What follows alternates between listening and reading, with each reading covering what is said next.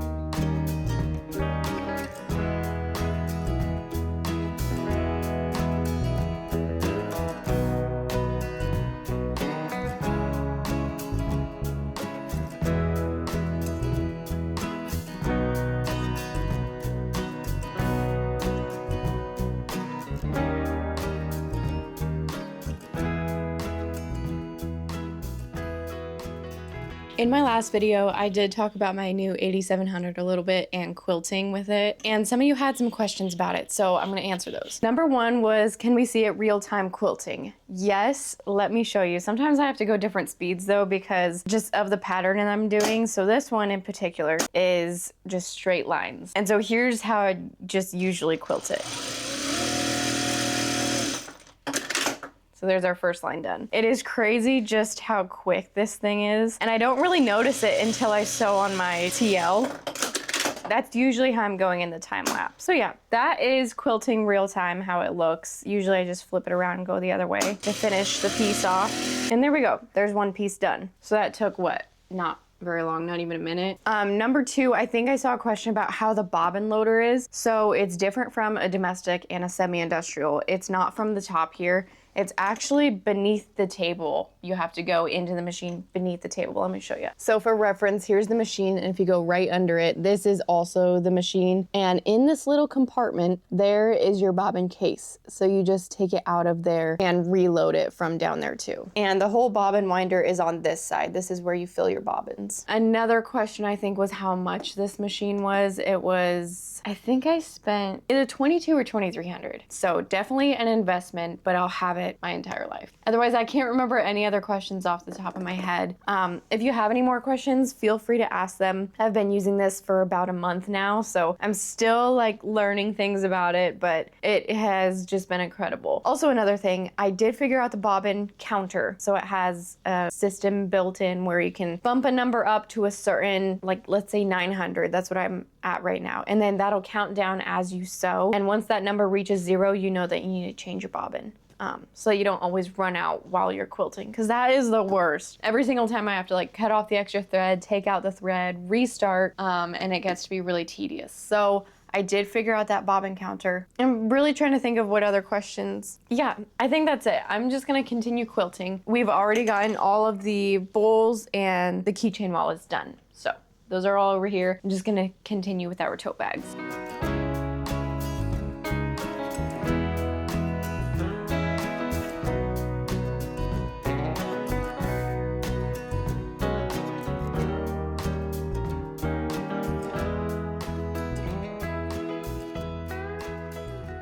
Okay, wait, this is amazing. So I'm quilting, but my little bobbin counter, it just beeped, and that means that it hits 0. So I took out my bobbin to check where it's at. Look at that. There's barely any thread in there. It worked. It finally worked. I've been trying to figure out the perfect number forever now. That is amazing, because then I didn't do another strip, and this would have ran out on the next strip. So that is amazing. I do need to fill some more bobbins though, so I'll work on that while I'm quilting this. But that is amazing. Like, you can't find that with the semi-industrials, so this is just awesome. And to reset it, you just hit the minus button, and now it's back to 900. Although I think it does vary by each bobbin, because some of them, it'll hit 0 and I still have bobbin left. Like, I think that happened with 900 earlier on a different bobbin. So I guess I don't know why they would be filling different. I don't know. Anyways, I just thought that I would show you. That's really cool.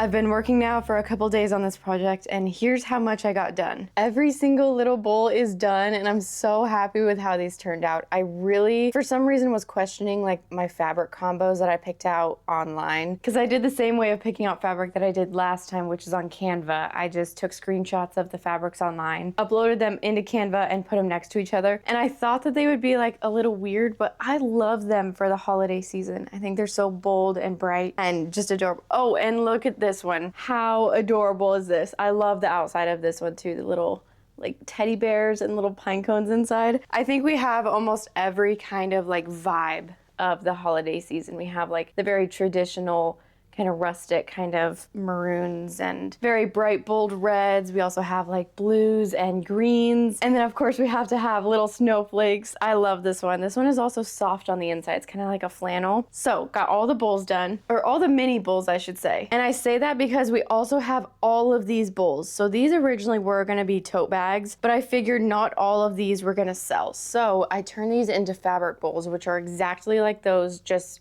bigger. And I had 2 of this size available in the last collection, and they sold on the first day. So I figure these should go pretty quick, but I don't know if I don't try. So these are pretty new for my shop. I've never really had a size like this besides in the last collection. But next step for these is picking out the liners. So I already sewed the whole outside. They're just kind of folded down, but I need to pick out liners for those, which I have a whole stack right here, and we can also pull off that tier back there. We have these tote bags that I need to pick out liners for, so only 4 of them, which I think I'm gonna do tan for all of these. We have Kindle sleeves that still need their Pellon ironed onto them. And then under this huge stack, we have all of the tote bags and their corresponding liners and pockets. Oh no, sorry, pockets are over here. Pockets and straps I already sewed up. They're just under this whole pile.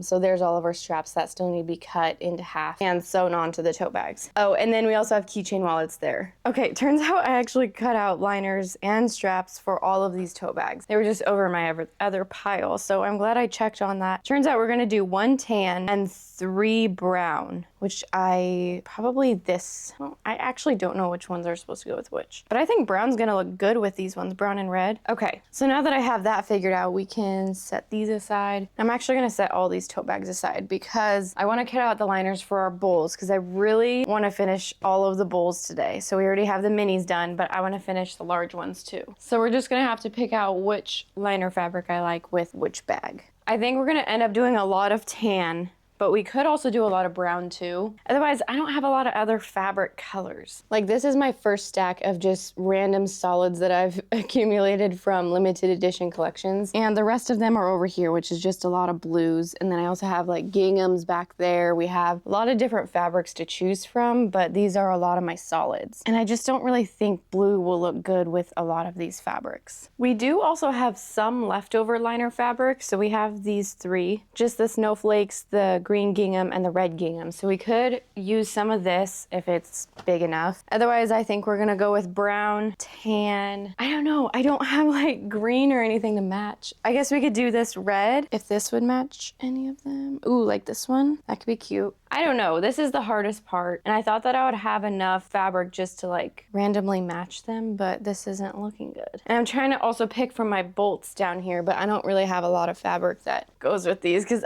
I just don't use like reds and greens that often. Yeah, I think we're just gonna have to roll with all of these. So I'll kind of sort them out, see which ones I like with which liner fabrics, and then we'll go from there, just cutting them out. That was actually a lot easier than I expected to sort all those out. But last thing that we have to do is keychain wallets. And I think I'm just gonna follow whatever I did for the bowls and cut out the liners the same as the bowls. And then they'll all be matching, be cohesive. The only thing that probably won't match is the tote bags. But I think that's okay. I think it's fine to do all different liners. And I know I've learned the hard way to leave these till last so that I get the exact color that I want. Because sometimes when I cut them out early on, I'm like, wait, I don't really like that color combo. I wish I could change it. But now that all of these will match, I think they'll look a lot better. Because I know in my last collection, like some of the Kindle sleeves and the tote bags and the wallets all of them mismatched. And I'm like, well, now if you get the whole set, they're not even gonna match. But these ones should be sorted pretty well. All right, now let's cut them all. I ended up having to improvise a little bit with the fabrics because we ran out of tan. I had 2 different like large cuts of tan fabric and I ran out of both of them. So I ended up doing some green gingham and some red gingham at the bottom of this stack here. And now I'm gonna show you guys my brand new tool that I got. And of course I got it like right after I finished the last collection.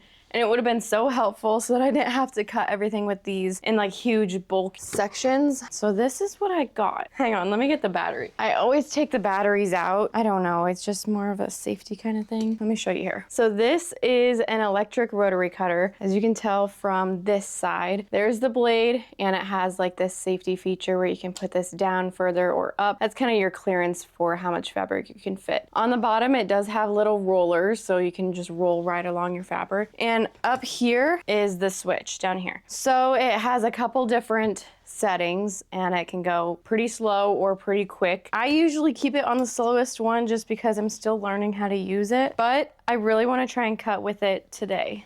So let's try this out here. Just gonna go really slow. It does get a little hard to cut in a straight line though. That's the only complaint that I have, but that's like my problem, not the tool's problem. But I do kind of wish that there was a laser going out front. So if I turn it on, I know this, there's a light too. Look at that, there's a little light. Okay, and I know you hit this twice to get it going. So I'm gonna get up in the fabric before I even start. I'll put our clearance down a little bit.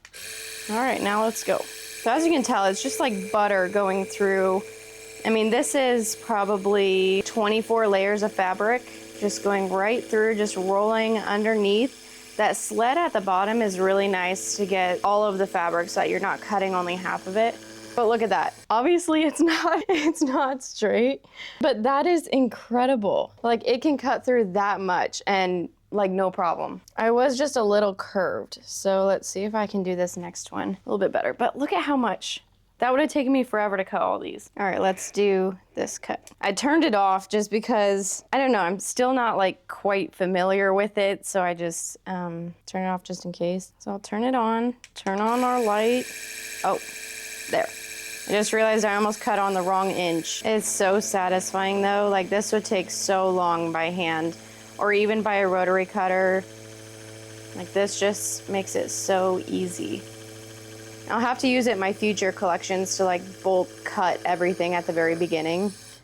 But look at that. Oh my gosh, I actually did really good on that cut. All right, and there's our fabric cut. I did notice it really frays it at the beginning. So, I mean, it's only for the first couple, but that's gonna be cut off anyways. I wonder if we could do our squares with this too. I don't know, that actually might be a bad idea because I need to cut our squares out from each one. I might just do that by hand. I'll take the battery out just in case so that I don't turn it on. But I'll be sure to have this link down below and in my Amazon storefront.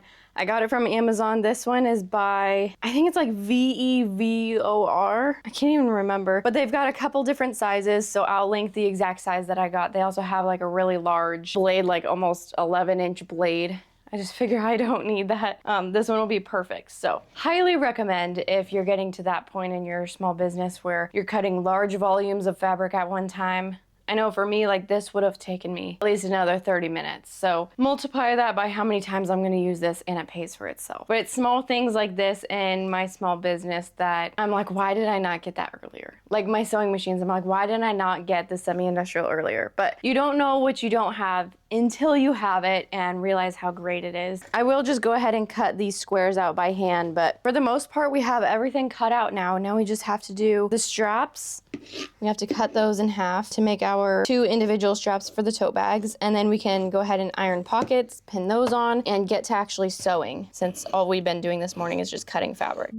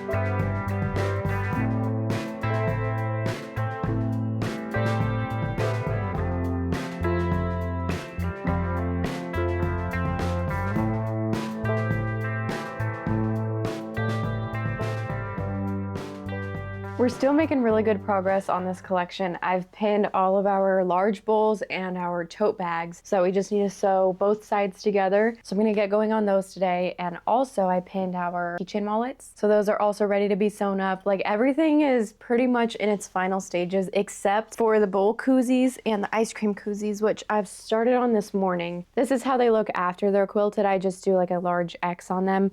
And on the back here, I just use 100% cotton batting. And I had to cut out some more of it for our other pieces. So that's what I did this morning. And I also wanted to ask you guys, after cutting out all of those, I have a lot of scraps left that are this size. They're about like, I'd say 4.5 inches by 9 inches. And I have no idea what to do with these. So let me know what you do with your extra 100% cotton batting scraps. Preferably something that you need cotton batting for. If not, I guess I could just use this as regular batting, but I always enjoy hearing your guys' scrap ideas. So let me know what I can do with this. And I have like so much of it. Look, I have this entire stack. So let me know what I should make out of these. But everything is coming along so good. I can't believe how quick we're actually getting this done. I think a lot of it is because a lot of it was already cut out from the first collection, the Frosted Cottage collection, and that just always takes so much time. But I also wanted to show you guys how I quilt all of these. So I usually put this entire stack just on my lap down here, and then I'll grab a piece of fabric, and I put one piece of batting on every single piece of fabric. So I'll just lay it on my machine like this, grab a piece of cotton batting,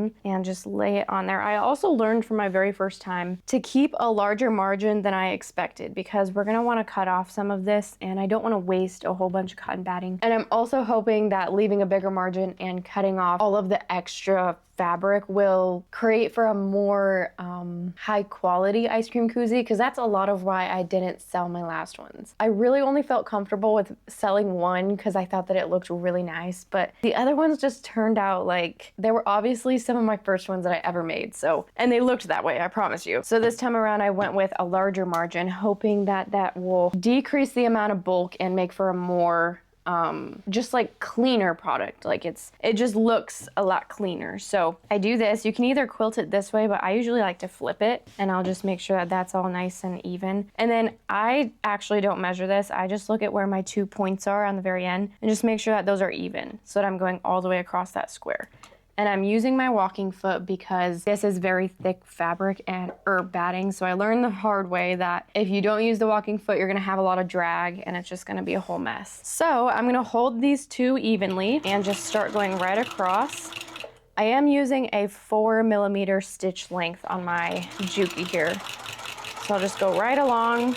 And once I get to this, you could just hold this so that it goes right to that, or you could kind of guide it there. Then I leave a little bit of a tail. I learned this the hard way too, that if you don't leave this tail, these are gonna start to unravel, and they're gonna unravel on your ice cream pint koozie or your bowl koozie. So I leave a little tail there, and then I turn the other way, put it under, and I just start again, and I do the exact same thing all the way to the other corner.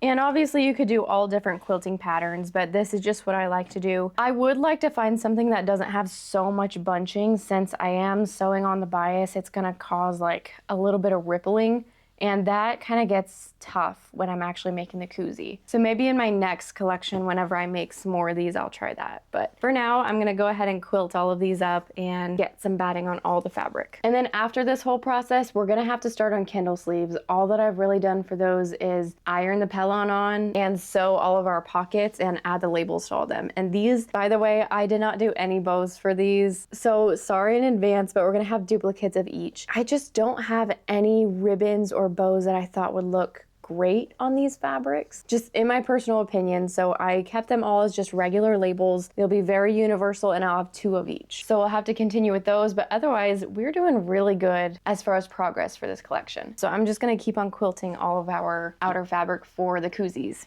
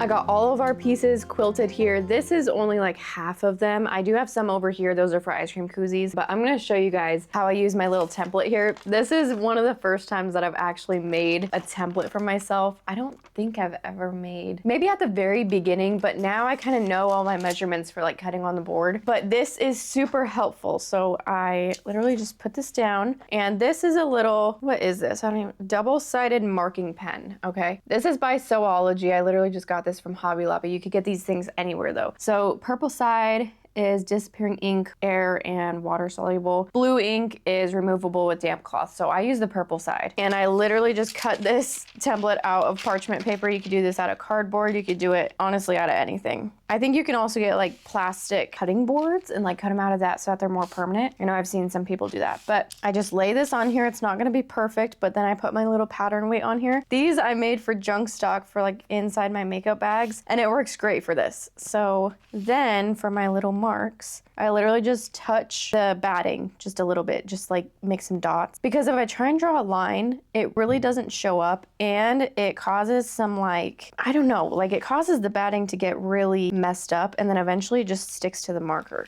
And so I don't want that. I want it to like actually mark. So I just kind of touch it each spot that I need to mark for sewing. And I don't do it all the way to the center because when I cut this out, I hadn't made one yet. And so I was still experimenting with the size. So figured out that this is a good ratio.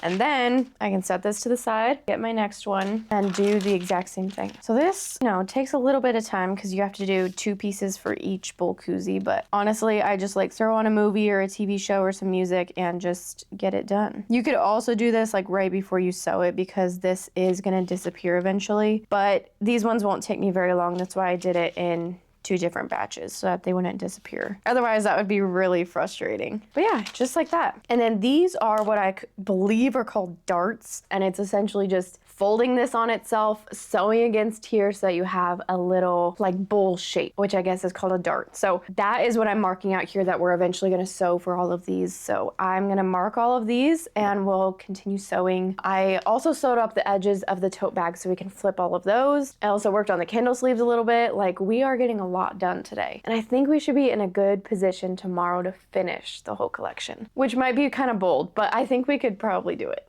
Maybe. We'll see.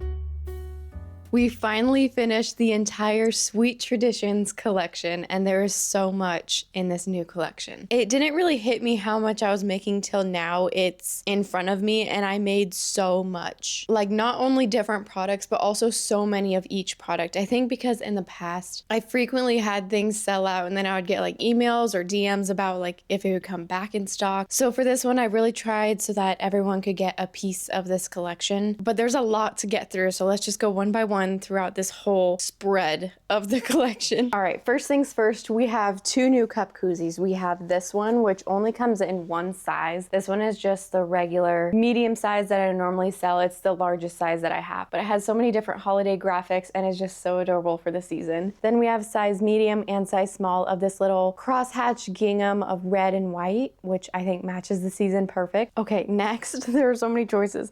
Let's do these. We will have different fabric corner bookmarks. These will come in a mystery pack, so you can either get a single or a 3-pack, but here's just some of the ones that I made as the example, like the listing. So cute, and they also have different fabrics on the back side. I also personally think that these would make for really great stocking stuffers, not only the holiday ones, but also just the regular ones that I have. Okay, next let's do wallets. So wallets and Kindle sleeves and tote bags will all match. Those were all from the same fabric. So here is just a quick overview of all the different keychain wallets that we have available. On the liners, we have brown, tan, and I think we have some gingham as well. I feel like making this whole collection, oh, we also have red. I feel like this whole collection was like such a fever dream. And I was trying to remember when I actually started it, and it was only a couple days ago. I somehow like worked from when I woke up to like when I went to sleep to finish this collection for you guys. And I just love how it turned out. Yeah, we have a lot of brown. We also have like some gingham as well in all these wallets. Okay, up next, we have ice cream pint koozies. These I was gonna have in my last collection, the Frosted Cottage collection, but a lot of them just didn't turn out how I wanted them to. Like these ones I think are very clean, very professional, very like they have nice top stitching, they've been pressed, like they could use another press, but the last ones were just not up to my standard that I want to sell on my shop. So I really perfected them, and this time we have 6 ice cream pint cup koozies to choose from. But unfortunately I did mess up on 2 of them. I'm still going to be selling them because they have just minor imperfections, so I'll show you. Both of them have a problem with the label. Ironically, it's like the only thing that's wrong with it. So these ones will be for a little bit of a discount, but as you can see, there's like a little bit of brown from my machine on there, and it's from like sewing the top rim. And I don't know if you've ever had something that you're sewing in a circle and it like scrapes the top of your machine. So I guess the label got in the way there, and this one is a little more defined just right there on the label. So these ones will be a little bit cheaper than the other ones, so feel free to grab these. But yeah, the other 4 are so adorable. I love these, and let me tell you, they're lifesavers for your hands. Okay, up next, let's do fabric bowls. Like always, we have the size small. You guys know and love these. These always sell out for every single collection, so I thought I would bring them back. We have 3 of each, and we have a total of 6 different fabrics. I think this one is my favorite because it has, I don't know if you can tell here, but the liner is a little fuzzy. It's kind of like a flannel almost. I also really love this one. It has little bears on the outside and little trees. I think this one's just so adorable for the season. And on the inside, it has little pine cones and like kind of a nature themed forest fabric. And then since it's called Sweet Traditions, I had to have some more traditional fabrics. So we have this very rustic, burgundy, gorgeous fabric bowl here. And then obviously the other fabrics too. And in addition to the smaller fabric bowls, we also have large fabric bowls this time. These are new for me as far as like specifically planning to make them, since I didn't want to make so many tote bags for this collection. And I thought that these would be a really good addition for holiday season. So this is just one example of the fabric bowl. These will fit, honestly, so many different things around the house. And I know for the Frosted Cottage collection, I had 2 this size and they sold out, I think, within the first day or 2. So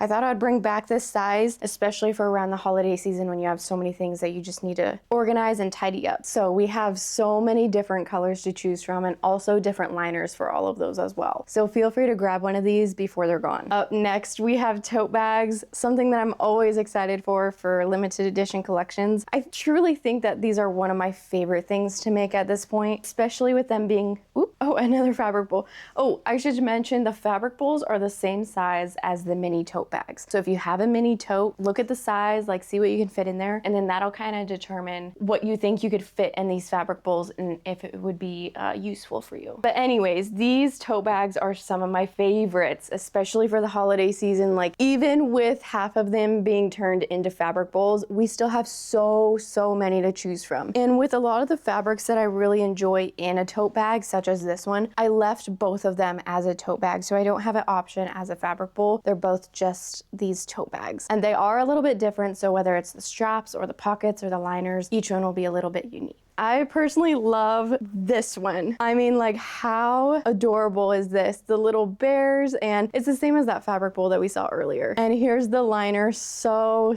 adorable. I really wish I could keep this one. As always, these have Pellon in the straps, so they're nice and durable for on the go. And each one comes with a pocket on the inside, so they can store like your keys, chapstick, phone, anything that you want to keep organized that is a little bit smaller and you just want to keep a separate pocket for. But yeah, so many to choose from, so feel free to grab one for any plans that you have upcoming for the holiday season. Oh my gosh, like winter market shopping with one of these, that would be so cute. I think I might have to keep one for myself. Okay, moving along, we have Kindle and book sleeves. These are very similar to the different options that we have for fabric bowls, but we have size small, that's like the majority here, and then we also have 2 size medium as well. Most of these have tan on the liner, and then a couple of them have red and green gingham, and then the large have red and green gingham. These I did not do any bows for. I thought I'd just keep them very basic, very traditional, just the label on the outside. So we do have some duplicates of these, but for some of those duplicates I did different liners, so they might be listed differently, so that's why they look a little bit different, or they're listed different. Oh, okay, we have even more fabric bowls. I don't know, I guess I had 2 different piles. Here are even more large fabric bowls that you have to choose from, so you can get a matching mini and a matching large fabric bowl for the season. I even thought that these would be cute out in the living room with like little decor in it for the season. I don't know, that's just me. I might have to keep one of these too.